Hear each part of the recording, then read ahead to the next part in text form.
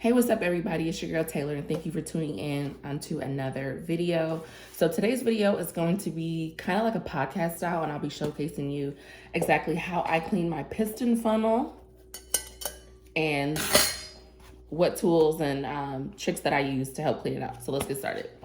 So as you may or may not know, piston funnels are basically used for like baking and like cake batter and such to help, I don't know, put it in the right way, I guess, when you're trying to like pipe cakes and such. But one tip that I've used and that I've learned to know about is using the piston funnel to distribute the candle wax inside of the candle vessel so that it's easier to put in. So normally I would just go ahead and use the regular pouring pitcher. But I have not really shaky hands, but sometimes I'm not always precise. And so what I've learned is that using the piston funnel has helped me extremely, because all you have to do is just fill it up from the pouring pitcher, and then you like use this little valve and it kind of like opens it on the bottom. And so you'll have like a precise pour every time. So that's exactly what I love about this thing. And so what has helped me to clean it out, paper towel that helps me to clean them out. So the reason why I use these is because I just feel like it better absorbs liquids. And I learned this method from Erica from Memory Box Candle Co. a long time ago. So I order these off of like Sam's Club, what my mom does for me, or I'll like go into local like AutoZone and they should have these. So I highly recommend these if you're a candle maker, because they are a lifesaver. And then in addition to that, I use my handy dandy heat gun. So if you do not know what heat gun is, basically whenever you have any type of imperfection or anything on the top of your candle, or to fill in like a sinkhole, whatever it is, you should use the heat gun, because it helps to make those errors and those annoying little things that happen sometimes when you make candles. It takes all those imperfections away.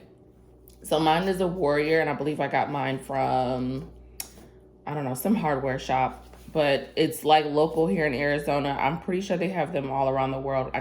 The name isn't coming to me right now, but you can get a heat gun literally from everywhere. They have them on Amazon. I'm sure you can go into like Lowe's and get one. Wherever you want to go with like a hardware store type of thing, they'll have them. So what I do is, so obviously I'm not making candles right now, but once this is full of wax, and let's just say I poured my last pour and there's nothing else to pour now. So what I'll do is I'll just gently tear off a piece of this paper towel, and then I will just kind of like let it come out that way. And like I'll dab it a couple of times, and then like obviously I won't be able to do this if there's wax in there, but I'll dab it a couple times, or I'll just like leave it up with my finger so that majority of the wax can come out that way. And I'll just keep dabbing it and then get it to like the last very drop. And then what I'll do is I'll go ahead and then I'll take my heat gun and I will turn it on, and make sure like you're really careful about this particular part, because the piston funnel can get very hot from the heat gun. So please be aware of that, because I have definitely hurt myself with this dang heat gun before. So you'll literally just go ahead, you'll turn it on. I put it on the lowest setting when I do this part, and then I just make sure that I get all the excess wax along the sides off, to make sure that it all just comes down to the bottom. And then once that's done, I'll go ahead and I'll repeat the process, and I'll keep doing like this. Also be sure, because this will be very hot, so make sure you don't want to do too much and harm yourself.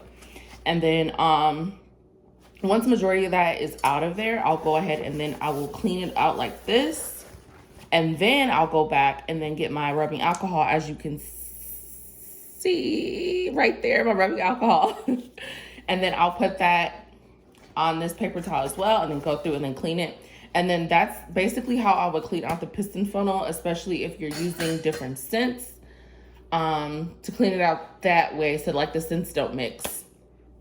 And I have just invested in 3 more piston funnels to make the process a little easier for me, so that I'm not always cleaning out, scents so frequently in between making candles. So I'm probably going to order about 3 more. So I'll have about, 5 or 6 as well, just so that the process is a little easier. and that I'm not always, you know, just cleaning out stuff in between. And so that each piston funnel will have its own scent, whether this is, you know, peach Bellini, sangria, noir, agape. Each of them will have its own scent, so that I don't have to worry about, you know, taking my focus off of that rather than just actually getting the calculations correct and such for making the candles. So just a quick recap: heat gun, mechanics paper towel, lifesaver, handy dandy piston funnel, and then and then I love doing this right here, and then my handy dandy rubbing alcohol. So yeah, I will go ahead and I'll link the piston funnel that I have also, my particular brand. It'll be in the bio, and then I will also link the mechanics paper towel that I sometimes use off of Amazon as well. So yeah, and that'll be it for today's video. I hope you guys have an amazing day. Until next time.